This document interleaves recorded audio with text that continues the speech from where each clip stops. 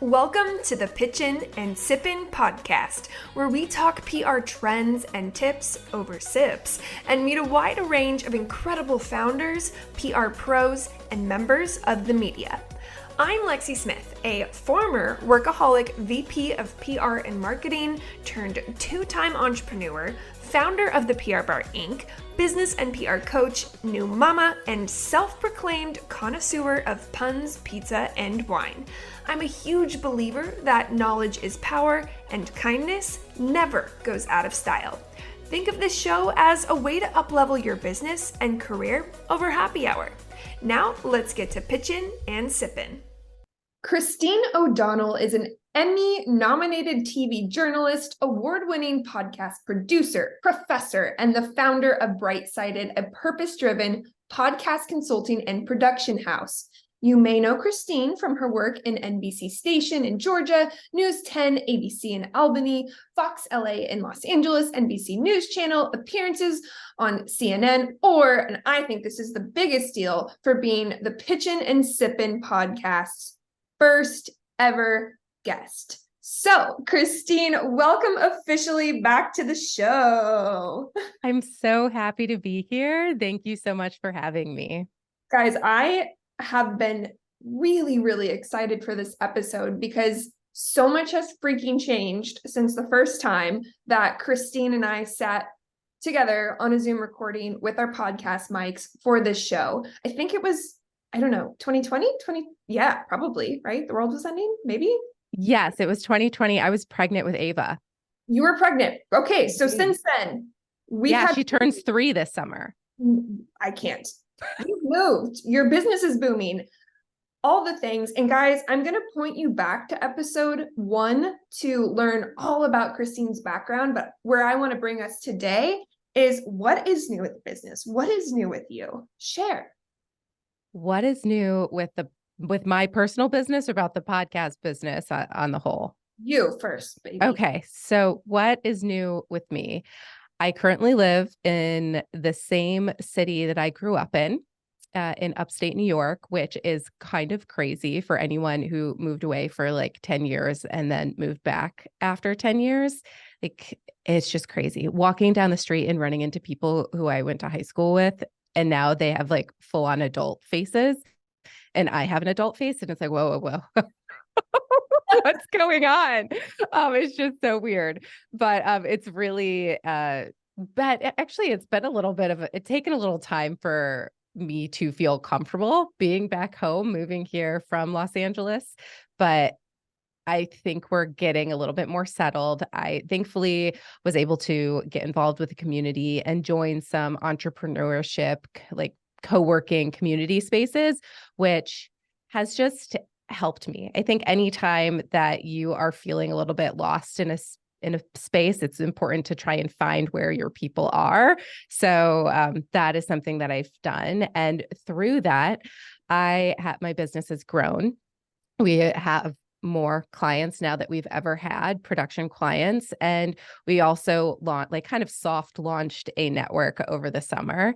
And we have 3 shows that are part of that network that are currently live. And I would say the niche, like what we do there is the Bright-Sided Network is about sharing stories from people who are fueling their dreams. So if you're somebody who is looking for inspiration to fuel your dreams, the shows on our network are something you should for sure check out. We've got Olympians, we have entrepreneurs, we have farmers on our channel. So there's that. I've opened a studio space in my downtown area, and that actually just launched maybe a week ago.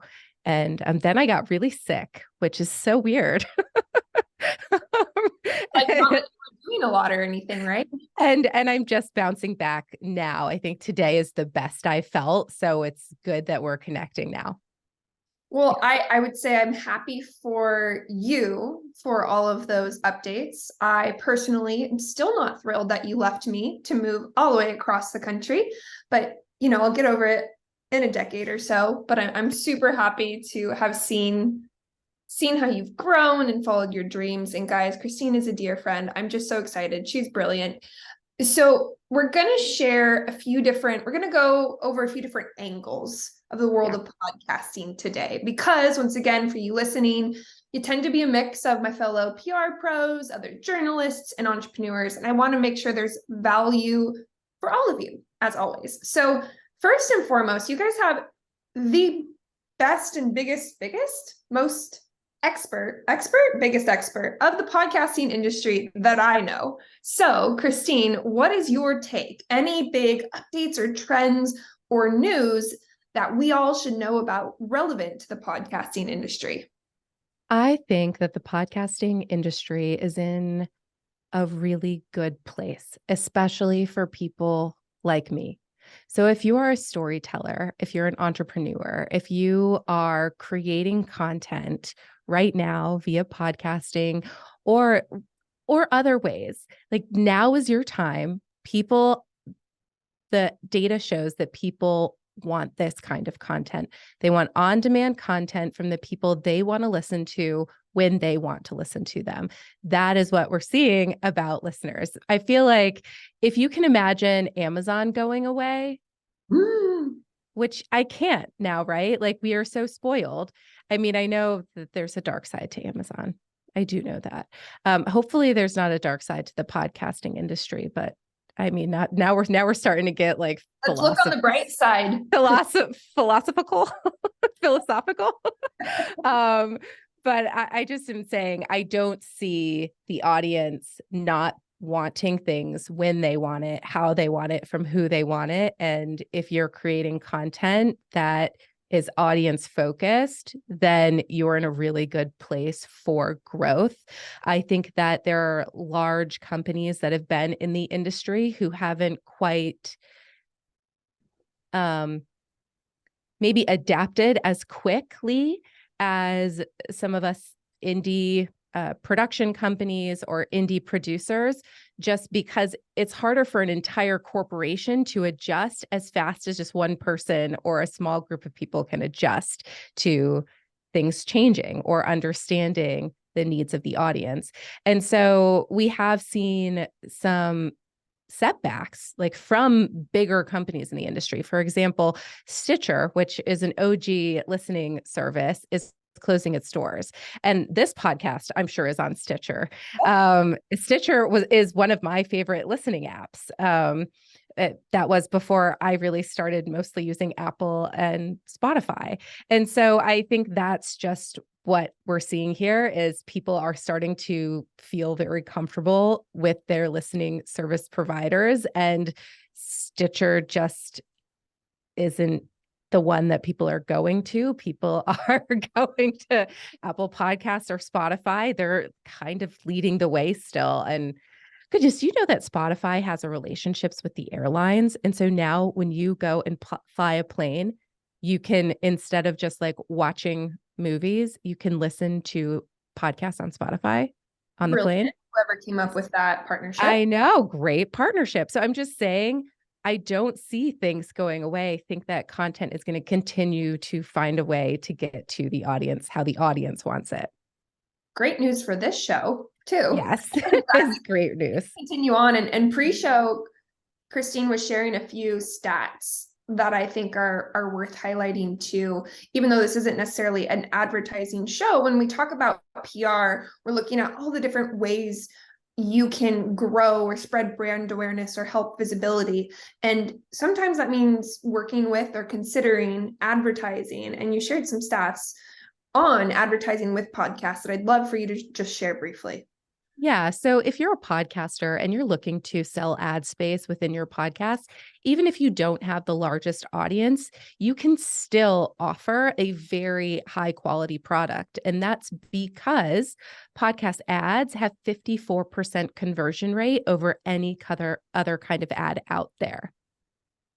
Podcast ads have a 54% conversion rate than any other kind of ad, a radio, TV, billboard, any other ad out there, which means that your ads have the ability to be so powerful to brands, to sponsors, And that is something that you should absolutely embrace. I know sometimes it can feel hard to pitch buying ad space in your podcast to companies, but a lot of brands out there with the right alignment already have a budget for marketing. They're already looking to spend marketing dollars and they want to see a return on their investment. And so if you can even offer, maybe say it's like a 3-month package, but like the first month free, and so they can see what kind of return on investment they'll get just by having an ad in your show, that can be really helpful. And I would start by selling ad space at $250 an ad. Not to scroll too hard, but I did get approached for someone wanting to pay me for ad space on the show, and I turned them down just because I didn't feel like it was the right fit. But that's important. You have to care about your audience. Yeah, I did. And I just was like, I don't know. But I was like Googling feverishly. I'm like, how much do I even charge if I accept this? And then long story long, their conversation. But I think it's worth you guys hearing as the worlds of marketing and PR and advertising continue to blend, to know what options are out there and what is converting. So 54%, that's huge. Okay. So yes, go. I was going to say, and not just that. Well, I just think monetization is so important if you're a content creator and you're always looking for ways to figure out, how do I bring in money to my household? And so on top of selling ad space in your podcast, what is a trend right now in the industry? And it's a new trend. So if you're not doing this yet, think of ways that you can perhaps do it. And that is activating a brand deal or sponsorship by throwing some sort of live event, whether it's a competition or a live recording somewhere.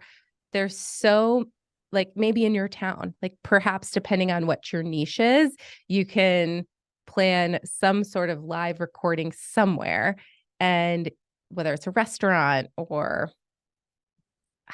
I don't know, like it could be at a farmer's market. Like there's so many different ways you could do it, your own little pop-up, and build more awareness for the brand you're sponsoring or you're partnering with for sponsorship dollars through an event activation. I feel like you're adding to my to-do list, Christine. We'll put it on the 2024 season 6 to-do list. Yes, to be scheduled. This is a new thing, but it is something that I think your listeners should start like letting their creative juices think about. Yeah, absolutely. Especially because partnerships too are such a big component of what we do. Mm-hmm. So I'm going to shift a little bit here. We're still talking podcast, but one of the questions I probably get asked the most by my PR coaching clients are different strategies or ways to discover podcasts and list build. And the caveat to that, to discover, worthy is the wrong word, worthwhile podcasts for their given niche. When I was researching kind of your own podcast, I saw that you did a whole episode on different tools and places that you can go to discover new podcasts. And so I'd love to just touch on that. Any strategies, tools, softwares, places people can go to discover who to pitch. So I would say there's a couple different things that you can do. First off, what's your niche? And then type in the Google podcasts that speak to your niche. And whatever pops up on top of the Google is a very good place for you to start. I would say Google is still the top place for discoverability. Is people are still going to Google and asking it questions. And that's the number one place. Another place that's second to Google is YouTube. So type in your niche on YouTube and see who are the other people who are producing content in your niche on YouTube, because there's a lot of podcasts that are becoming, they're not really podcasts. Honestly, they're like video programs that people are calling video podcasts. The rule for something to be a podcast is it has to be an audio file that's downloadable. But that's kind of changing. And people have decided to just be like, oh, yeah, I have a podcast, but mine's on video only. So like, it might not exactly be what you would necessarily think a podcast is, but that definition is getting a little bit blurred. And if your goal is just to get your story out there, I would go first Google, second YouTube, and then third, I would go to Apple Podcasts and search your niche in the Apple Podcast search bar. Other tools that you could perhaps join, there's something that I'm a member of called the Podcast Collab Club, and I believe the fee is $12.99 a month, and you can join it. And there are weekly mixers that you can go to and pitch yourself to be a guest on other people's shows. There's Facebook groups, find a guest, be a guest. That's actually how the Podcast Collab Club became into existence, because there was such a great Facebook group that so many people were participating in. So I think that's another place you can research. Phenomenal tips. Also, I'm laughing because I think you're a mom when you start putting the in front of things. My mom would always say the tweeter, and you're like the Google. So it's like a sign of when you've crossed over into motherhood. When I do it too, when I say, the Chipotle or something. But it is the Google. Yeah, I know it's something that's so simple, but sometimes we forget, and sometimes it is that simple. So let's say you've rounded up 20 news shows that you've discovered through the methods you just shared. Can you, or how can you vet the quality of a given show? And by quality, I don't necessarily mean listening to the content, but listenership. Okay. I've got a couple other tools that I'm going to mention outside of the Google and like all of these search engines that I just mentioned, which I would say Google's a search engine, YouTube is a search engine, Apple Podcast Directory search engine. So those are all search engines. And I'm going to shift to tools that have search engines built into them based specifically on podcasts.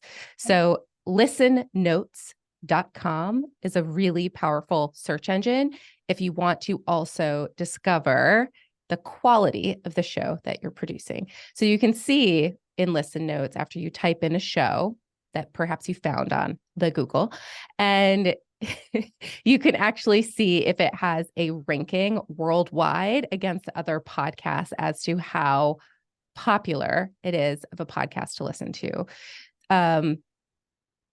And you would ideally shows that are still in production.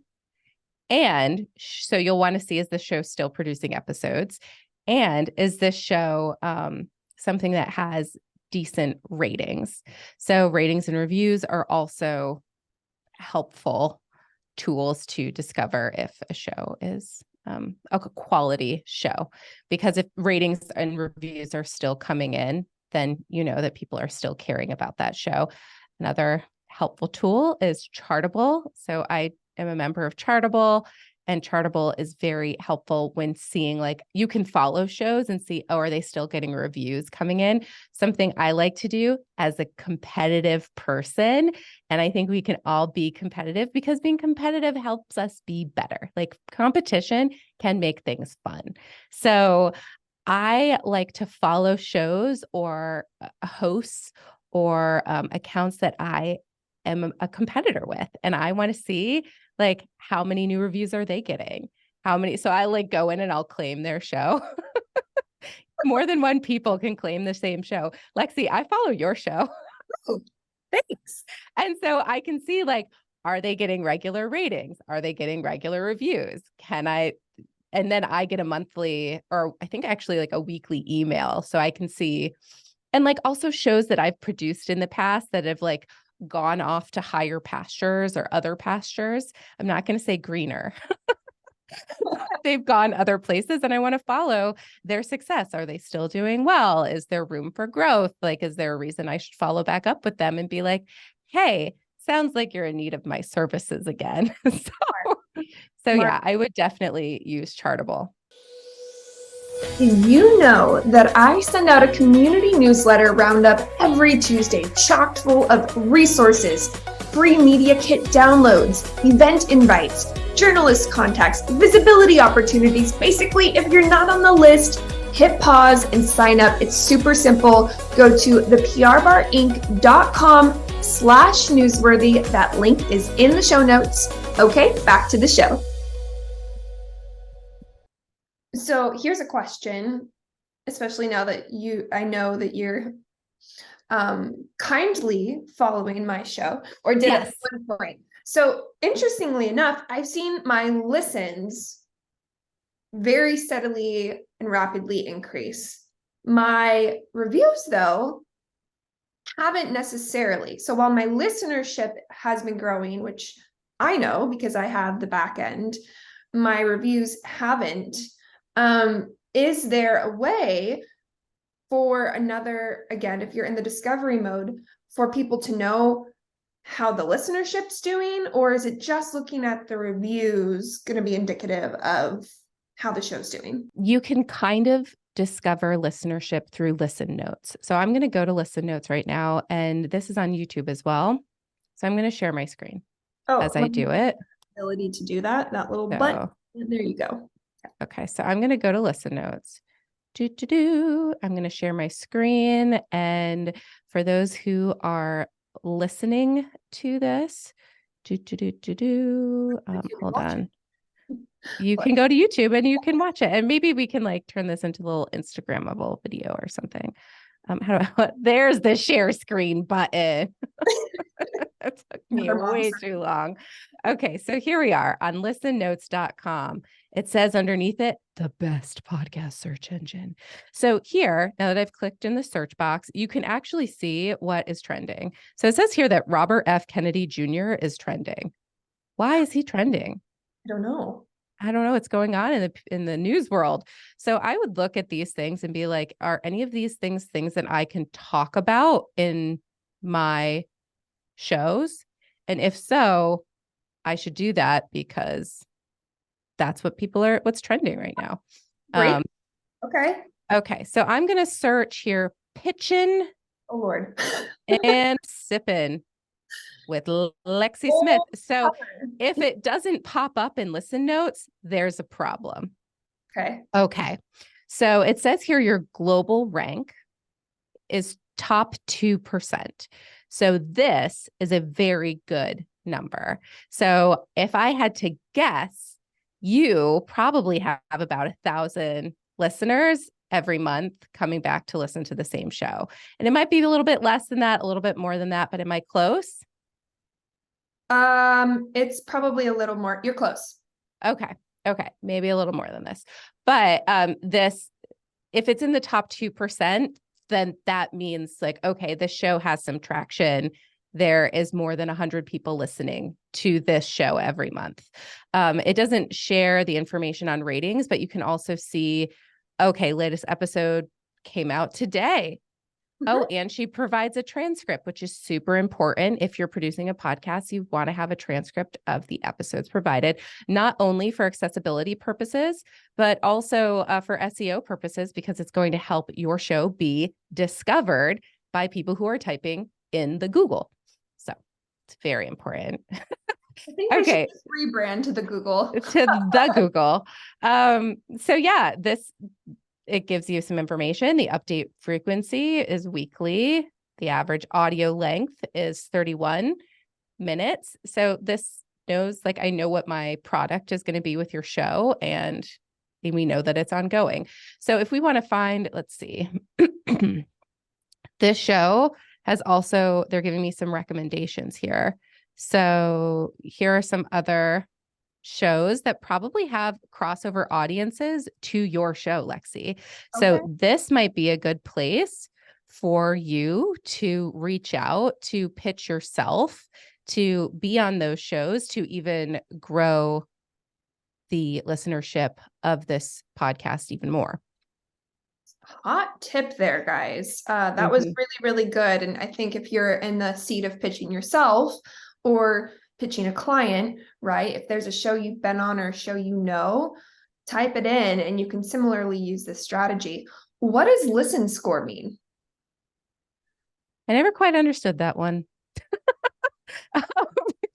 Okay, here, if we click in here, what is listen score? It's a metric that shows the estimated popularity of this podcast compared to other RSS-based public podcasts in the world on a scale from 0 to 100. The higher, the more popular, calculated from first and third party data. This podcast is global ranked. This podcast is one of the top 2% most popular shows out there of 3,134,752 podcasts globally, ranked by Listen Score, the estimated popularity score. Well, 39 doesn't sound so great, but 2% sounds great. It sure does. Let's go. Okay, add it for shits and gigs. Look up How I Built This. There we go. This is what I do to compare mine to other shows that we know have very high downloads. Obviously, so I'm just as good as Guy Raz, so it's fine. different people. Oh, isn't it How I Built This? How I Built This. Yes, there it is. Guy Raz. So he's in the 0.01%. Cool. He's also not with an indie network. He's with Wondery, which is a massive corporation that has its own very different kind of drama behind those closed doors, but they have significantly more money than most of us because it is a big corporation here. But Guy is also a great talent. So I think before he was with Wondery, he was with NPR, and NPR unfortunately did get they've dealt with some bumps in the podcasting space. I believe they did some layoffs at the beginning of the year that made people scared about the state of the podcast industry, which they didn't really need to. It's just their main product hasn't been podcasts. And so they weren't able to adjust, I think, as fast as they needed to. But anyway, more hot news coming from I love hearing, because you are such a journalist at heart. No matter how you evolve your business, you're always up to date, and I can hear it. So I think this is really, really cool, because what you guys are seeing right now, or hearing right now in real time, are different ways you can go about assessing the quality of a show. Now, my second question to that, Christine, is how, let's say, we all wish we could be on How I Built This, but, there's a process, a ladder to step. Is there anything you can do when you're on a podcast to help that podcast perform better? Is there anything that you as a guest can do when you are being interviewed on another podcast to make that podcast perform better? Yeah. So when your episode drops, Christine O'Donnell, what are you going to do in best practice to make sure this episode does for you? I'm just using you as an example. Does for you what you hope it does. How can you help it? Well, I would say, first off, the most important thing is to be real, authentic, to think about the audience you're talking to.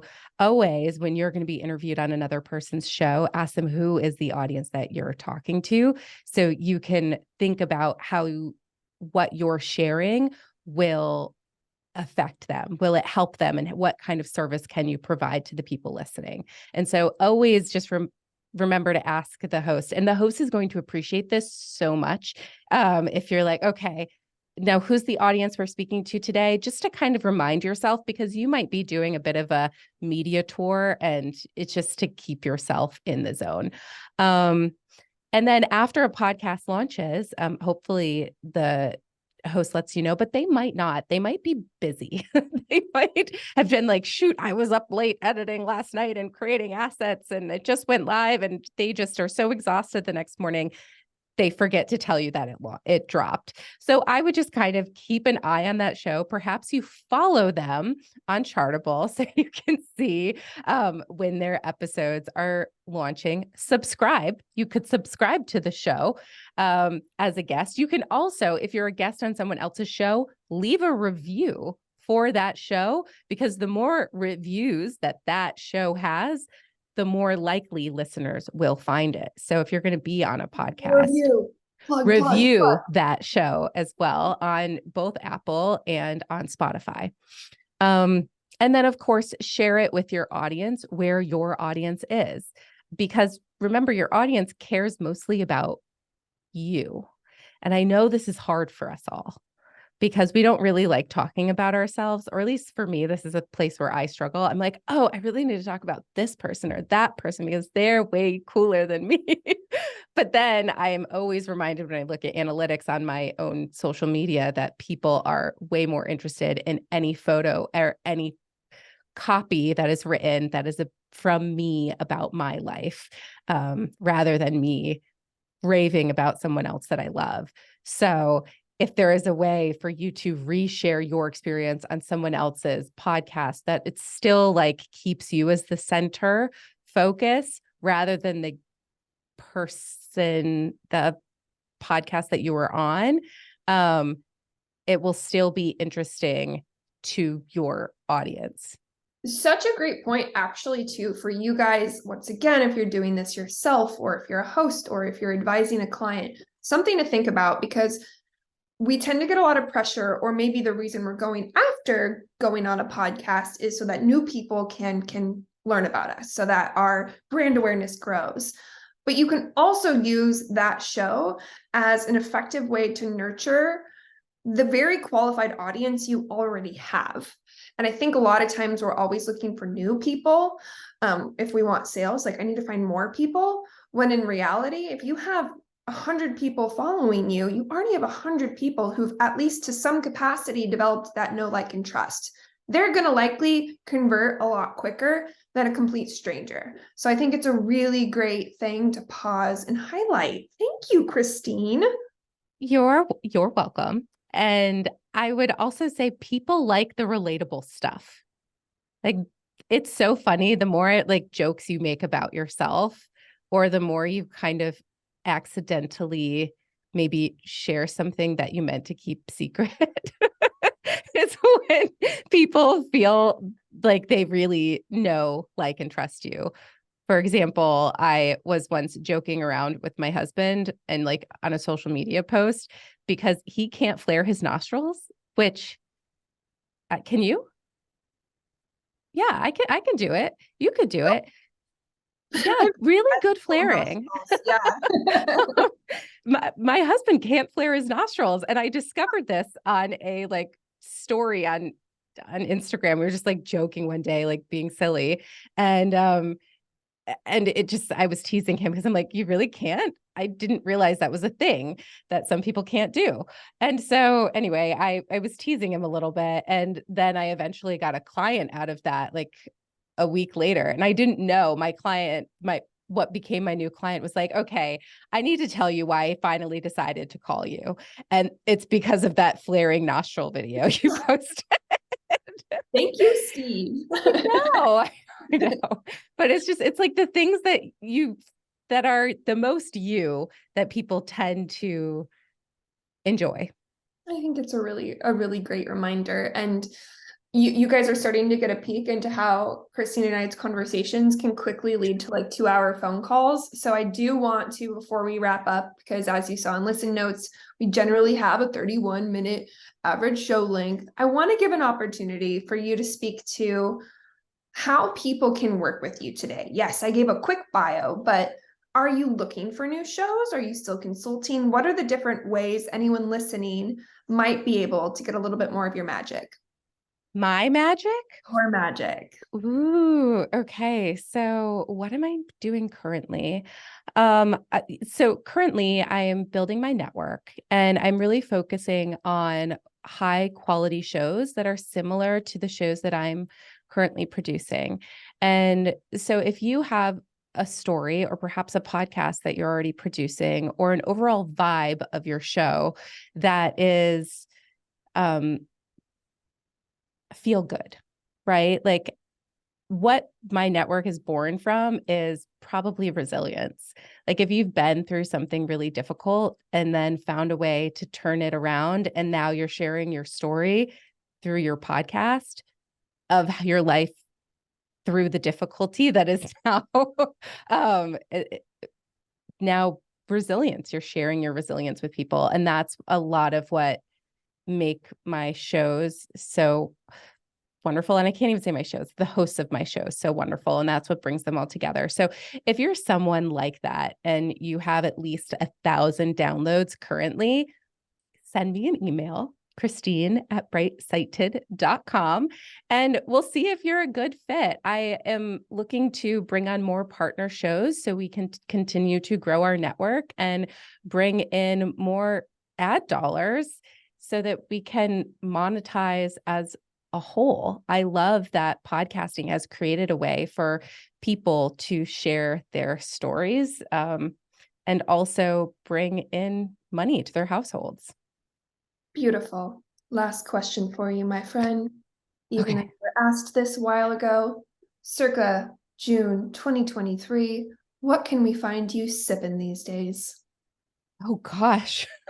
What can you find me sipping? I haven't been drinking lately. Oh, water. Drinking a lot of water these days. We get that answer so much. Straight water, tap water, sparkling water, gas, no gas, Straight water. straight water. There you Straight have water. No ice. Just give me the water. lukewarm, room temp. Yes. Refreshing. Awesome. All right. Beautiful. I love you, friend. Thanks for joining us again on the Pitchin and Sippin Podcast. Thanks for having me. Talk to you soon. Hey guys, if you are enjoying the Pitchin and Sippin Podcast, please do me a huge favor and leave a review wherever you are listening. If you want to connect with me to learn more about the PR Bar Inc., you can do so on Instagram @thePRBar_Inc., or you can check out my website at theprbarinc.com. Cheers!